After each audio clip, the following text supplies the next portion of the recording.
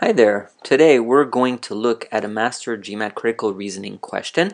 Last time we met for a critical reasoning question, we actually looked at conclusion weakening question. Today it's going to be a little bit different, although the level is going to be the same for now, medium. Later on we're going to look at more advanced questions. So basically, for those of you who want to give it a try, you're going to pause the recording for a couple of minutes or so, try it out, unpause it, and then you can listen in on the explanation. So those of you who want to try it, pause it now. Okay, good. Hope that wasn't too difficult. Now, basically, the first step that we teach you in terms of our work order at MasterGMAT, before even reading the actual passage, is to look at the question stem. And the question stem right away tells us that this is a conclusion strengthening question.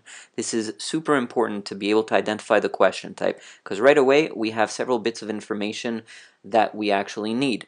And first, in terms of the traps that we're going to be aware of, we have to be aware of basically answer choices that neither weaken nor strengthen the conclusion, meaning they're irrelevant, or answer choices that actually in this case, weaken the conclusion. We don't want those either.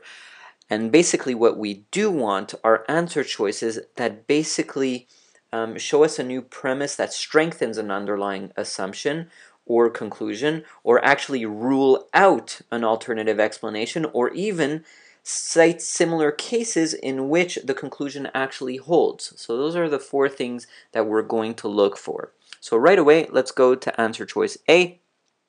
We know that, before we even do that, of course, we have to be able to break down the argument. And we see that the first two sentences are actual premises. They're just facts. But that the last one, which shows a recommendation, is basically our conclusion. And our conclusion is that tennis should be played by anyone attracted to it because of the possible benefits to physical health. So we're looking for something that actually supports this conclusion. So let's go to A right away. In A, it says tennis is played on a variety of surfaces on outdoor courts or indoor sporting events, or facilities rather. Now, does this have anything to do with our conclusion? Not really. This has nothing to do with the physical benefits. But just to demonstrate how nicely it looks when we explain things, basically we explain it really beautifully. This is one of the main reasons people rate us so highly. We explain things with minimal words. We tell you exactly what you need to know.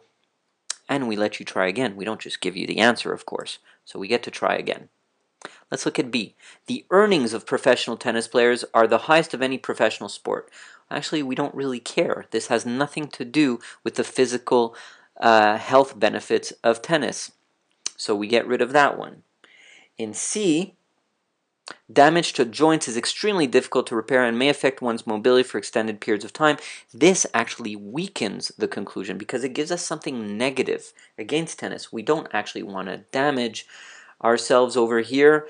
We want something that shows us the physical benefits despite the fact that it's hard on the joints, as the premises told us. So we get rid of this. In D, tennis is a sport that is growing in many countries around the world. This too has nothing to do with the physical benefits of tennis.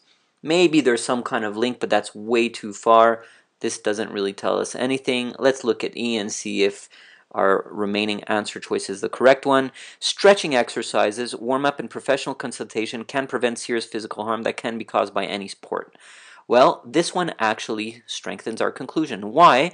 It offsets the negativity that we saw over here in the premise about how it can actually strain joints. So if we have something that tells us that we can prevent serious physical harm, and tennis is obviously one of those sports that we can play and avoid injury to, then we know that this actually strengthens the conclusion. And this should indeed be our answer, and it is.